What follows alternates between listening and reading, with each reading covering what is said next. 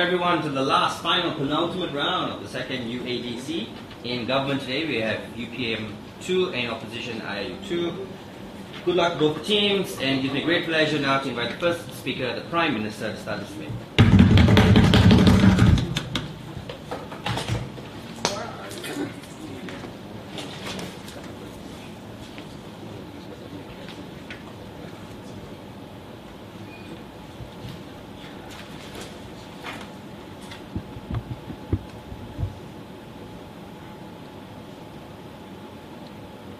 In the context of states that have undergone popular uprisings and transitions that have led to the deposition of current strongmen or dictators, ladies and gentlemen, we believe that there's a certain problem, that of the handling of the transition period. Characterized that a lot of things can happen in that transition period, such as a greater instability in the current social climate, the possible fracturing of opposition groups, or and this creates a large propensity to dissolve or undermine such transition efforts for a new, solid, democratic government. We believe that in this context, there's a need to provide a greater chance for such success of a stable and solid transition towards democracy.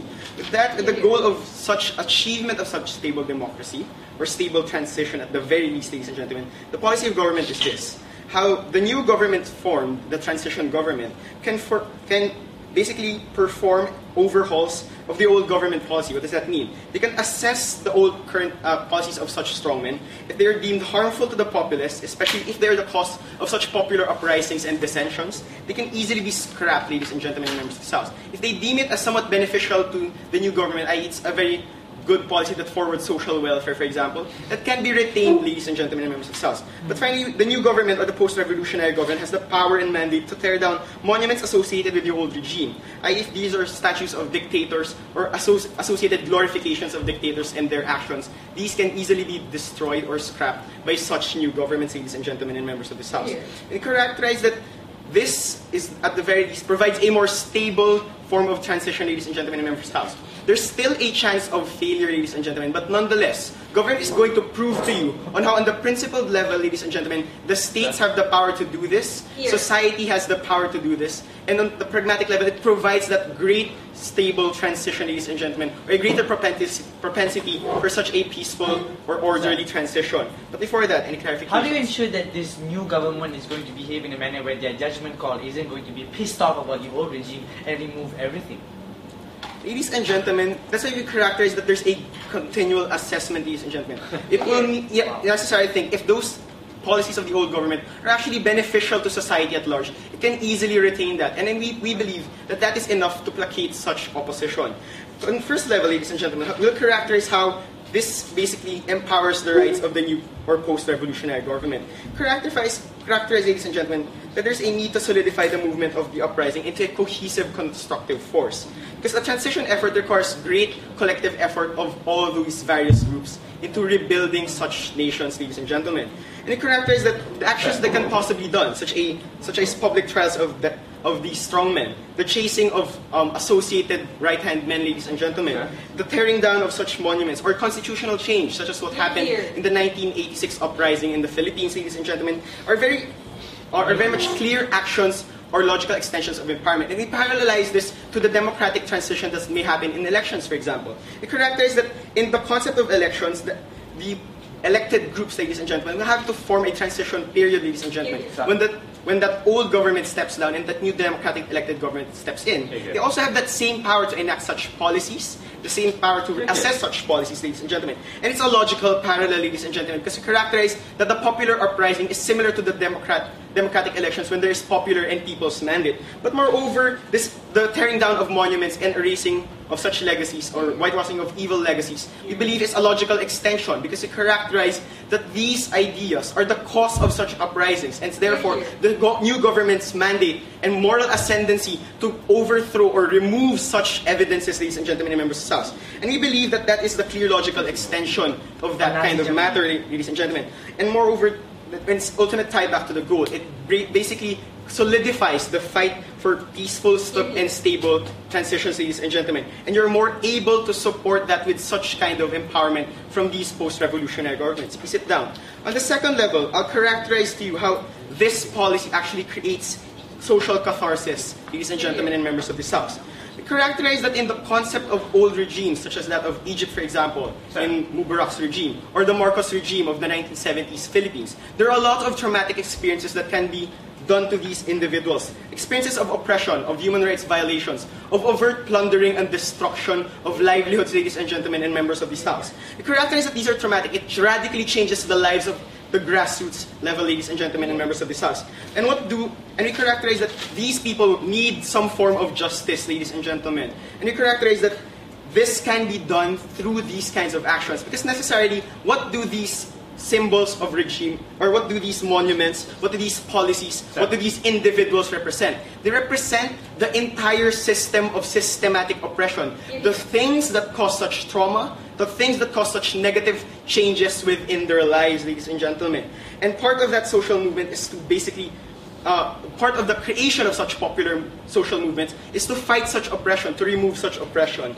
And the actions of tearing down create that channeling of the emotions, of the trauma, of all the bitterness and hate towards those actions. And that action is basically the ultimate form of release, ladies and gentlemen. With that form of release, ladies and gentlemen, those individuals can easily move on and face the new light of new governments, ladies and gentlemen. They're more easily able to participate in new forms of policies and actions of the new government, ladies and gentlemen, and members of this House. Since there's nothing holding them back from participation, ladies and gentlemen. Note, the trauma's already been released. It's similar to how you provide catharsis for people in the justice system.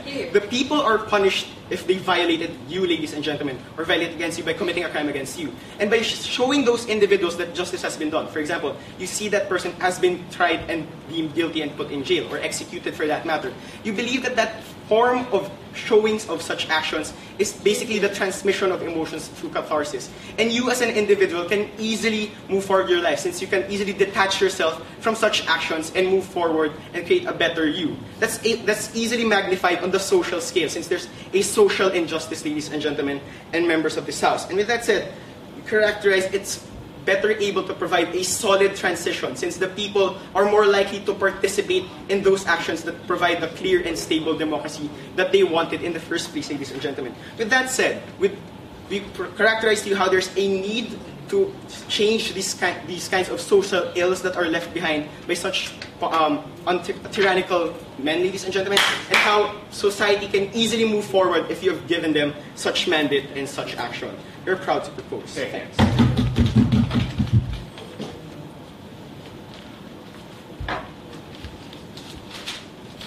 Right, I thank the speaker for his speech and invite the first speaker of opposition, the leader of opposition.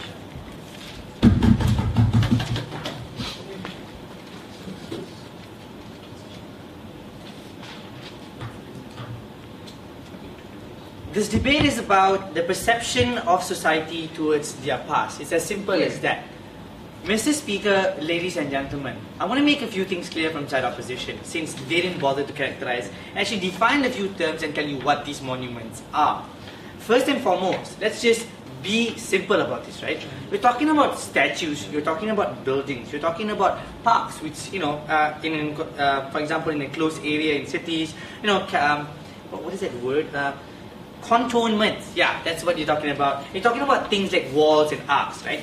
What these things do is that it represents the history and facts of certain times and eras. Now, this is very important to understand, because when you talk about certain times and eras, what they from side government has specifically neglected is that that certain time and era may have benefits with regards to how democracies under their paradigm that they are talking about can actually benefit from them. Because when you look at a society that has moved on from dictatorship and moved on from these despots, you look at a society looking back onto their past and realizing that these symbols are the things that moved away from. This is what I'll be talking about later in my speech. I'll word it nicely for you later on. But let's go on to the rebuttals I have, right? A few things I have to talk about. Firstly, this idea of how the government gets to make this judgment call. In my point of information, I specifically asked him, how is this judgment going to be made? Conveniently, he said that there'll be a progressive form of judgment, whether or not the government wants to do it or not. So we don't see how that works. Are they saying they will consult society? Are they saying they're going to come up with a system where people can, decide to keep the statues or not? It's just that simple. Because when you talk about the government which is transitional, I'm expecting this government to reflect the values and mandate of its people. So if you don't have these kinds of processes, I don't know how this transitional government and the decisions they make are much different from the despot they just kicked out. Secondly, let's go on to the next thing, right? How they empower the right of transitional governments, because now the governments can make this decision. We find this absolutely bollocks, because we're not going to come up here and tell you, as a government, assuming that this government is a democracy, it's going to be working just fine, right? We're not going to come up here and argue that they don't have the right to make decisions. The question is, the decision making that they do, is it for the best interest of society or not? And that's where the debate lies. Because when you talk about a government having power, you need to reflect on what kind of power and what kind of jurisdiction do they have over its people. Whether or not they can just remove the right of individuals to reflect onto their past by looking at this statue, something they did not explain in their speech. Now the last thing is the idea of justice, right? Because the only way and the only particular idea of justice that can be served under their paradigm is that if people can feel that their emotions are served, and the justice with regards to pulling down that statue means I feel much better. We find this ridiculous, because if in fact you want justice to be served, you already have status quo that works just fine. You catch these people,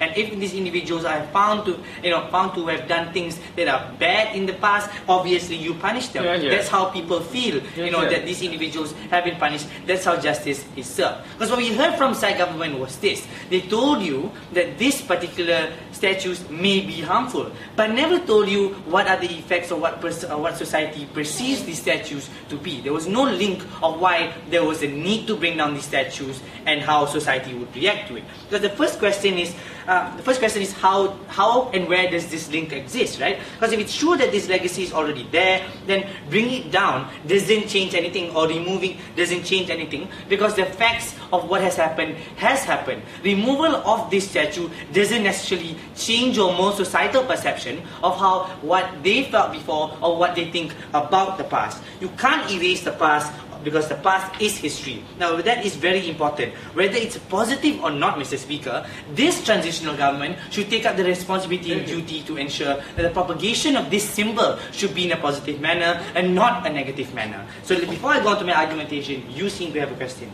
We think that the response is very uncomprehensive in the terms that they're very nitpicky. The only thing they want to talk about are the ideas of the physical evidence, or what we're going to do with the monuments. We talked about other things, such as the policies that we'd be overhauling. They never tried to address that. Yeah, but this debate is about the monuments, not the policies. If you want to have a debate about policies, fine. I will engage with that later on in my argumentation. Sheesh. By the way, I learned the nitpicking from you Filipinos. By the way, let's go on to the first argumentation, right? Removal of these monuments brings greater harm and more detrimental harms to society. Now, why is this important, right? Because essentially, you're talking about bad leaders. You're talking about insensitive, crazy, intolerant leaders. Now, these emotions or these actions that he has done is towards his people, or maybe, I don't know whether there was a girl despot. Anyways, what happens here, Mr. Speaker, is that when you bring it down, it shows no differentiation between how society feels now, how society behaves now, and in comparison to this despot. Because what happens here is this: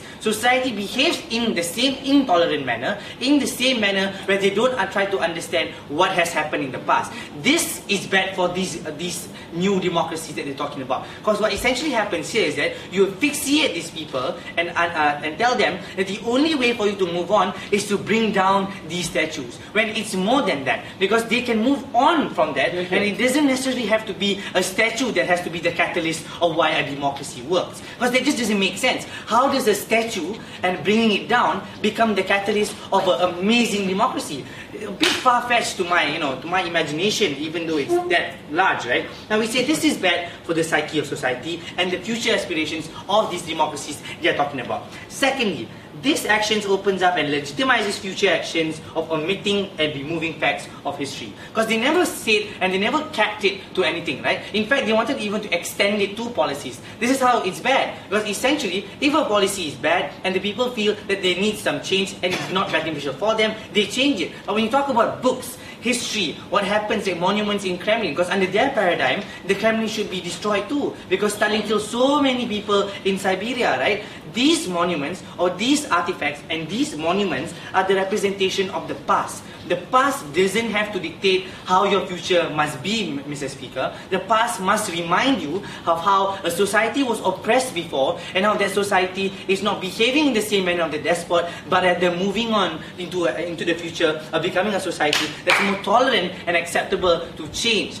This is the democracy that they wanted to push. We feel it happens under our paradigm. With that, Mr. Speaker, we are getting that 5-3, not them.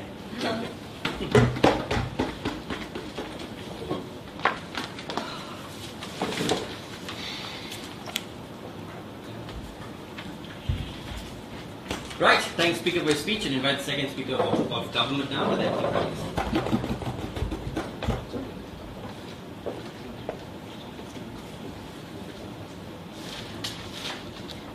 Honorable Mr. Speaker, I don't think any attacks or jibes towards their team are needed when it comes to the defense of the proposal coming from government side. Because we think we were clear, and we think that when it comes to that idea that they have to talk about us Filipinos being nitpicky, I'm not going to insult their nationality at the end of the day or try and insult them in that way, because I can win this debate by only talking about the material we presented, Mr. Chair. So let's go back to that. Because we think that we were clear, but let's just reiterate it for the other team. Because RR told you when we talked about our proposal that of course it would be a continuous assessment, because this is about popular uprisings, about formations of democracies. That's why we told you that these monuments and these policies, which we clearly were talking about when we talked about our constructives in terms of the constitutional change we saw in the Philippines in 1987 after the deposition of Ferdinand Marcos after 25 years of martial law, which had so many horror stories derived from it. We think that this whitewashing we were talking about in terms of the monuments and policies, the reason why they had to pass the litmus test, and we told you about the continuous assessment, is because this is about democracies. And we think that in terms of those responses then, they were uncomprehensive, we already told you, in a point of information, because this is about the idea not just of what the buildings are in themselves or their purposes or what they are pragmatically, but what they symbolize. And we think we told you that in terms that were very grounded, what the policies actually meant to the people, how they symbolize the oppression, and how at the end of the day, when it came to the idea of the buildings, some of these, especially in terms of the Philippines, were built on the blood of people who weren't paid enough, who were killed just working for these dictators and despots. We tell you that then, this is when the subjectivity of the matter of whether or not we'll tear them down or whether or not we'll keep them is based on the fact that there's a recognition that not all dictatorial regimes did all wrong. Because in fact, because they were part of the government, they did certain things that had to forward society, which is why we think that in the Philippines, the cultural center is still there, even if there was that history of bloodshed in its building. Because we think that we recognize that there was a good purpose to it, a good intention, even if the execution was bad. And that's why even when we had the reformation of the Constitution of the Philippines, some of the policies of Marcos were overhauled. They were renamed and retooled, but they remained in spirit or in essence the same as they were before, because even if the man was a dictator and evil, he still had certain good ideas for the people of the Philippines. That's why we think that in that context, when we're talking about the reformation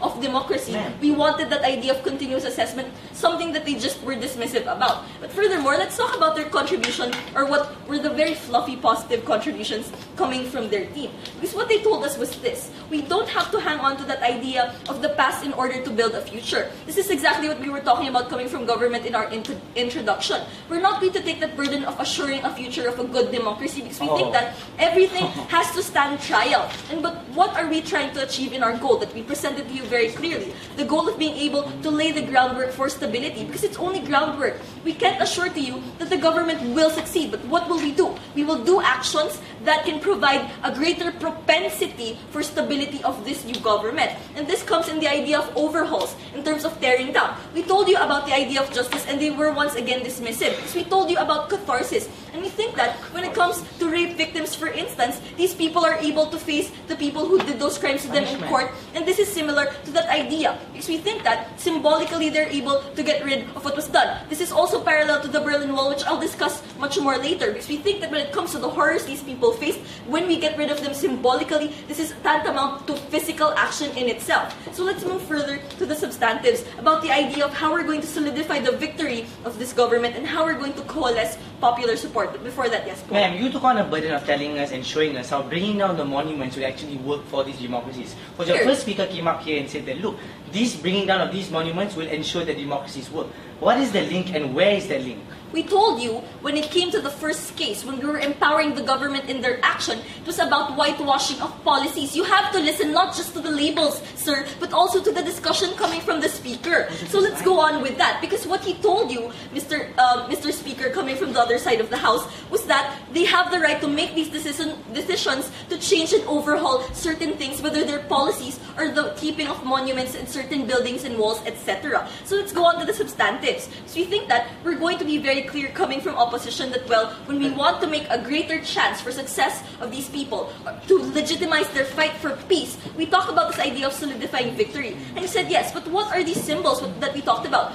Well, we thought we were very clear about the idea of them representing injustices. Let's also talk about them being rallying points, because we think that they were right when they said these are representations of times, eras. They become these consolidations, perhaps, of the support of these dictators, of these despots. When they have their faces plastered everywhere at the time where they used the people's money to make gold statues of themselves, these were representations of their corruption, but also their power. So what does this mean? We talked to you about that idea of fractured support in terms of these new democracies. This idea of opposition still being there. People who did believe in the despot, perhaps blindly or perhaps knowledgeably in terms of that idea. So to secure this government, to secure a good chance for their success, what do? We have to break down that opposition. We have to make sure that the support for these despots do go down, because popular support has won. Uprisings have turned over the decision that these people should be in power. So what do we do to support the new government? We get rid of those rallying points. These places or these points at which the opposition can meet and be able to see, perhaps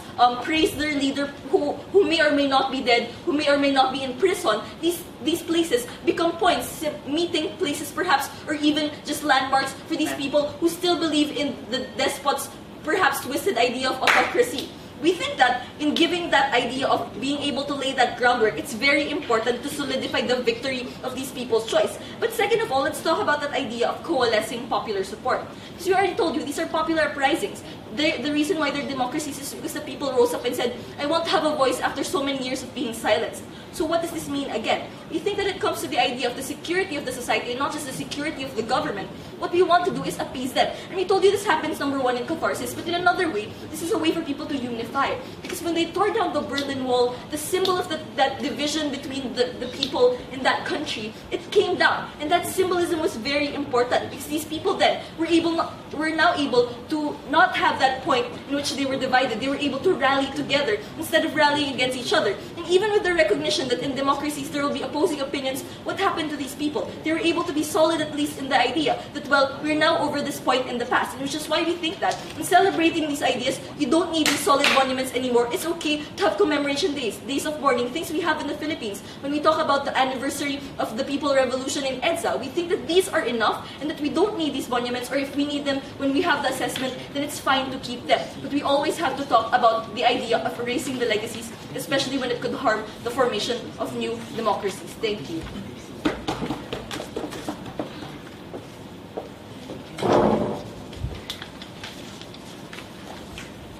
Right, thanks Speaker for her speech, and invite the second Speaker for opposition, now the Deputy Leader of Opposition.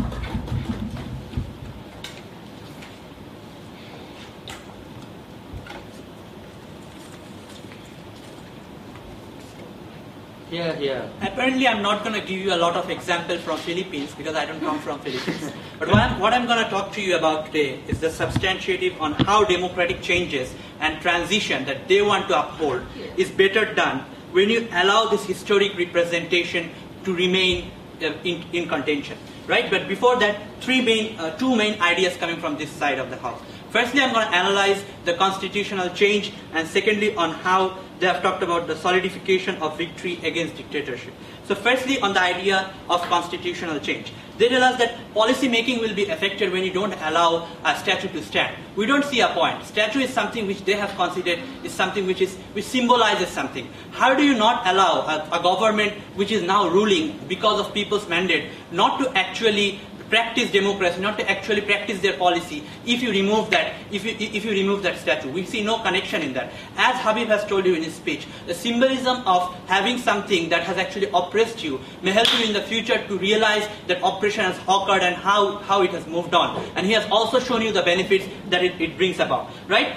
But on a second level, they tell you that justice cannot, please have a seat, that justice cannot occur and symbolic justice was a necessity. We tell you symbolic justice, justice can still occur when this individual is taken to a court and punished, because the court also serves symbolic punishments in one way. Yeah. But we tell you symbolic punishments can also be in a way when the statue remains, because ultimately generations will come and hate you. And when generation after generation comes and hates what you have done, what you have committed, we believe justice is served. That symbolic justice is far more important than the justice that they have talked to you about. On the second idea of how it solidifies victory against dictatorships that they have brought through this house, right? They tell you that support for despots can still be there when you allow that statue to exist. We believe this is not a problem in democracies, because democracy ensures that people can actually support whomever and whatever person they want to. And we believe if you want to serve democracy and if you want a transition to democracy, this is something that should be allowed. That people should be able to commune to someone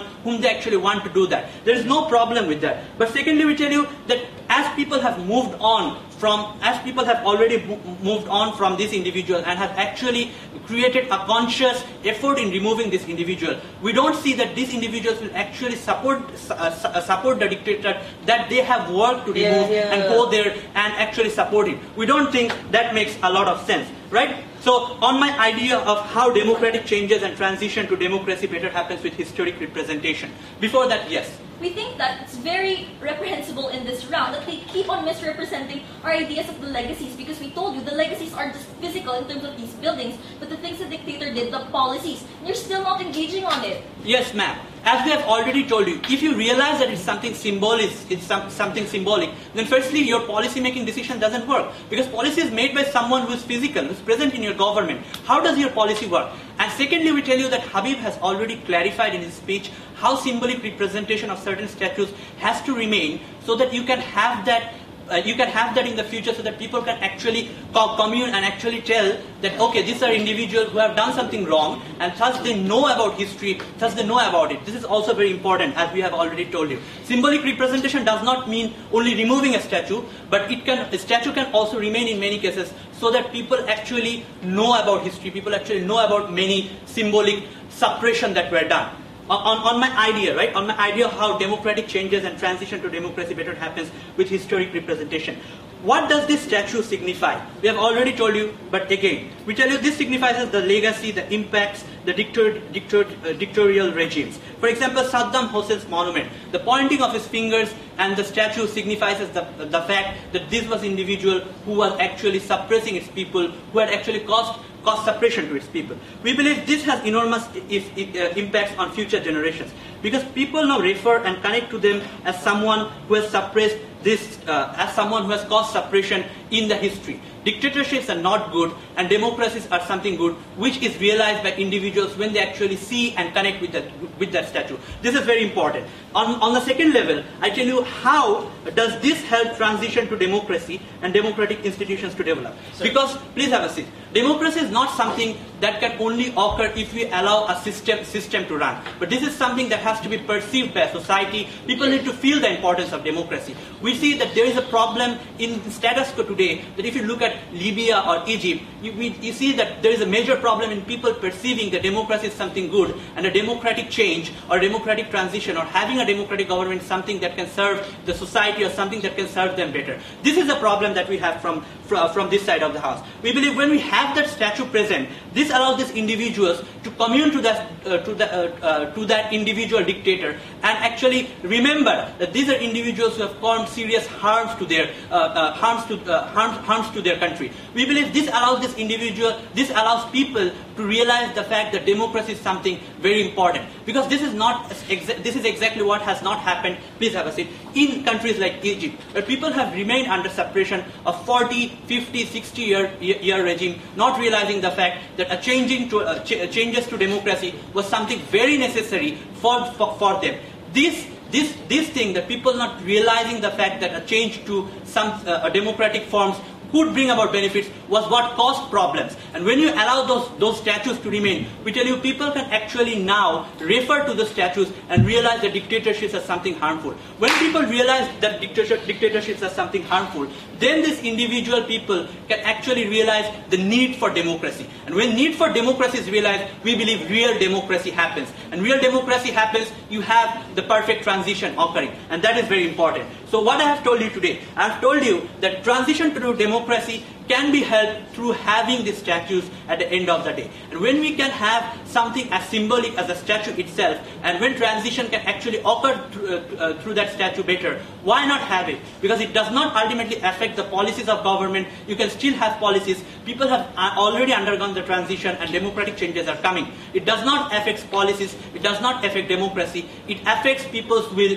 It affects future generation realization of what has happened in the past. That's why we are very proud of this. Thank you.